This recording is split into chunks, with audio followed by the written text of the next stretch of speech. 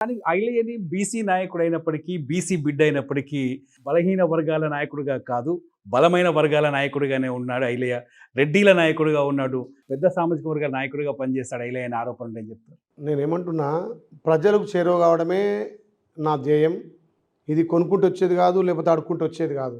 ప్రజలకు సేవ చేసినాం, ప్రజలకు అందుబాటులో ఉన్నాం.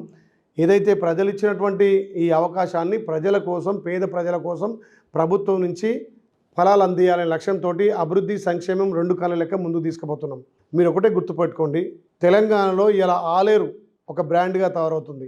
ఇందిరా మిల్ల విషయంలో కానీ, సీఎం రిలీఫ్ ఫండ్ విషయంలో కానీ, ఎల్ఓసీలు ఇచ్చడం విషయం కానీ, అంతెందుకన్నా మొదటగా 45 రోజుల్లో వివో బిల్డింగ్ కట్టి తెలంగాణలో మొదటి మహిళా సమాఖ్య బిల్డింగ్ ఓపెన్ చేసింది మా ఆలేరులో. అరే ఇన్నిట్లలో మా ఆలేరు మొదటి స్థానంలో వస్తుందంటే నేను ఒక బీసీ బిడ్డగా పనిచేస్తున్నా కాబట్టి ఆ పేరు వస్తుంది. నేను ఎమ్మెల్యే అయిన నా జన్మదినం నాడు 1500 కోట్లతోటి గత పాలకులు, గత ప్రభుత్వం చేయని పనులు, ముఖ్యమంత్రిగా ఉండి మాట తప్పిన పనులు, నేను మా ముఖ్యమంత్రి సహకారం, మా మంత్రుల సహకారం, మా ఉత్తమన్న సహకారం, మా కోమటిరెడ్డి వెంకటేశ్వర సహకారం, మా సీతక్క సహకారం, మా పొంగులేటి సీనన్న సహకారం. ఇప్పటికీ నా నియోజకవర్గానికి రాని మంత్రి లేడు. నెలకొక్క మంత్రిని తీసుకుపోతున్నా. ఆ స్వామివారి ఆశ్రయంతో నా కాన్స్టిట్యూన్సీ అభివృద్ధి చేస్తున్నా. తెలంగాణలో ఆలేరంటే ఇలా సువర్ణాక్షరాలతో లిఖించేటట్టు చేస్తున్నా. దీన్ని చూసి ఓరవలేక ఐలయ్య మీద బురదలి ఐలయ్య ఉన్నత వర్గాల కొమ్ము కాస్తాడు. కానీ మీ నియోజకవర్గంలో ఒక జర్నలిస్ట్ నాయకుడిగా మారాడు తీన్మార్ మల్లన్న, మీకు తెలుసు. మా బీసీల నాయకుడు కాదు ఐలయ్య, అగ్రవర్ణాల నాయకుడు ఐలయ్య అని చెప్తున్నాడు. ఐలయ్య ఒక భూబకాసురుడు అని కామెంట్ చేస్తున్నారు. మీరు బీసీలకు ఇంత న్యాయం చేస్తున్నప్పటికీ మీ పైన ఇటువంటి ఆరోపణలు చేస్తే ఎందుకు మీ బీసీలు తిరిగి మాట్లాడలేకపోతుంది? ఆంధ్ర తెలంగాణ ఉద్యమంలో ఏం చెప్పారు? తెలంగాణ కప్పలనే కూస్తాయి. ఒక సామెతలు నాకు తక్కువ వస్తాయి. ఒక బాక్స్లో వాటిని పెట్టి ఒక బాక్స్లో వీటికి పెడితే మన బాక్స్కు మూత పెట్టరు.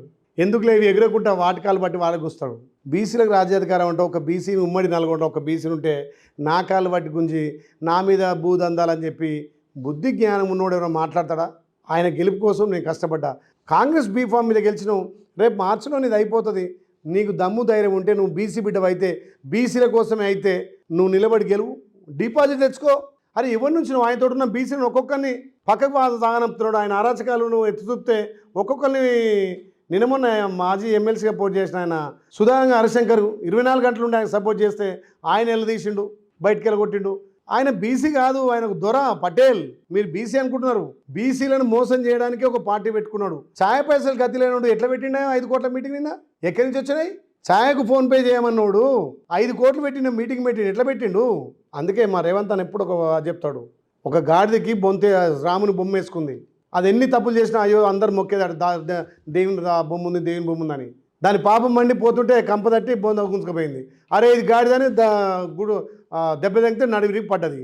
ఇప్పుడు ఈయన బీసీల ముసుకేసుకుంటూ రేపు ఎలక్షన్లలో ఆ బీసీకి ముసుగు పోతుంది, నడ్డి విరిగేది ఖాయం. బీసీ వాదం వచ్చింది కాబట్టి బీసీల విషయంలో కాంగ్రెస్ పార్టీ అధికారంలోకి రాగానే జనగణన చేశారు. జనగణన చేసిన తర్వాత బీసీ జనాభా లెక్కను తేల్చారు. బీసీలకు రిజర్వేషన్ అని ఫైట్ చేశారు. జనగణన తర్వాత అంటే బీసీల లెక్క తేల్చక ముందు పరిస్థితి ఏంది, తేల్చిన తర్వాత పరిస్థితి ఏంది? రాహుల్ గాంధీ ఆలోచన భారతదేశంలో మొదటగా తెలంగాణలో ఇంప్లిమెంట్ చేసి మేమెంతో మాకంతా అని చెప్పి కులాలను లెక్కలు తీర్చిన రాష్ట్రం మొదటగా ఇదే. బ్రిటిష్ కాలంలో 1931లో ఏదైతే జనగణనలో కులగం జరిగిందో దాని తర్వాత కొన్ని రాష్ట్రాలు చేసినాయి, కానీ ఎక్కడ కూడా సక్సెస్ కాలే. ఇక్కడ చేసిన తర్వాత బీసీలకు రాజ్యాధికారం రావాలి, బీసీలు కూడా ఆర్థికంగా, రాజకీయంగా, ఉద్యోగపరంగా 42% అని చెప్పి తెలంగాణలో ఫస్ట్ అసెంబ్లీలో చట్టం చేసి అన్ని పార్టీలు ఒప్పించి దాన్ని బిల్లు పాస్ చేసి గవర్నర్ ద్వారా కేంద్రానికి పంపడం జరిగింది. ఇవాళ కేంద్రంలో కాంగ్రెస్ పార్టీ అధికారం ఉంటే బీసీలకు ఉద్యోగ, ఉపాధి, స్థానిక సంస్థల్లో 42% వచ్చేది. ఒక రెడ్డి బిడ్డ అయినా, ముఖ్యమంత్రి రాష్ట్రానికి రెడ్డి బిడ్డ అయినా బీసీల కోసం పాటుపడ్డాడు. ఇలా ఒక ఎమ్మెల్సీ బల్మూరు వెంకట్కి ఇచ్చిండు, ఒక ప్రభుత్వ విప్ చేసిండు. నేను ఒక బీసీ బిడ్డను సర్పంచ్ స్థాయిని ఎమ్మెల్యే చేసిండు, ప్రభుత్వ విప్ చేసిండు. ప్రభుత్వ విప్ అంటే క్యాబినెట్ ర్యాంకే. నాకు బీఎస్సీ కమిటీ మెంబర్ ఇచ్చిండు, political affairs committee, PSC committee member ఇచ్చిండు. అన్నింటిలో బీసీలకు పెద్దపీట వేస్తుండు కదా. గత ప్రభుత్వానికి ఈ ప్రభుత్వానికి చాలా తేడా ఉంది. పీర్లపల్లి శంకర్ ఒక రజకునికి ఎమ్మెల్యే ఇచ్చి గెలిపించిండు. అంటే మా బీసీలలో కూడా కింది స్థాయి కులాలకు కూడా పెద్దపీట వేసిండు. మా ఆదిశీను ఇలా మున్నూరు కాపు ఎమ్మెల్యే చేసి విప్పించిండు. బీసీలకు పెద్దపీట ఎందుకు వేస్తున్నాడు? కొండ సూర్య ఉంది, పొన్నం ప్రభాకర్ అన్నాడు. ఇలా నేను అదే చెప్తున్నా, కేంద్రంలో అధికారం ఉన్నటువంటి మోడీ బీసీ అని చెప్పుకుంటాడు. ఇలా వాళ్ళ పార్టీకి ఎన్నడన్నా బీసీని ప్రెసిడెంట్ చేసిరా? ఆ రెడ్డి పోతే ఈ రెడ్డి, ఈ రెడ్డి పోతే ఆ రావు, ఆ రావు పోతే ఈ రావు. ఇవాళ ఒక పొన్నం ప్రభాకర్ గౌడ్ బీసీ, ఇవాళ మహేష్ కుమార్ గౌడ్ గారు ఒక బీసీ బిడ్డ ఎమ్మెల్సీ ఇచ్చిండు, పిసిసి రాష్ట్ర అధ్యక్షుడు చేసిండు. మా కేంద్ర అధ్యక్షుడు ఒక దళితుడు మల్లికార్జున ఖార్గే.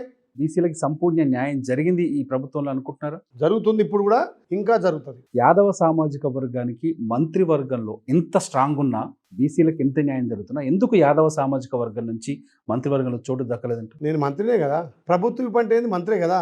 ఈ కోటర్ ఏంది మినిస్టర్ కోటర్ అంటే దీనికి ఇదివరకు ఇలా మంత్రే ఉండే ఈ కోటర్స్లా. వచ్చే విస్తరణలో ఐలయ్య ఏమైనా ఎక్స్పెక్ట్ చేస్తున్నాను వచ్చే క్యాబినెట్?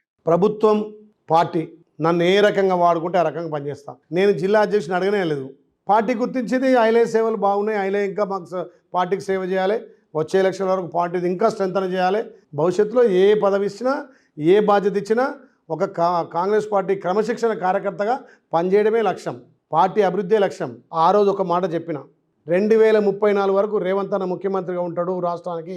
2034 తర్వాత భారతదేశంలో కీలక పదవిలో రేవంత్ అన్న ఉంటాడని చెప్పి 10 మాసాల కింద 12 మాసాల సంవత్సరం కింద నేను చెప్తే, మొన్న మా గౌరవ ముఖ్యమంత్రి నేను 2034 వరకే తెలంగాణ ముఖ్యమంత్రి ఉంటా, 2034 తర్వాత భారతదేశంలో కీలకంగా ఉంటాను మొన్న చెప్పిండు. చెప్పిన మాట వాస్తవం కాదా?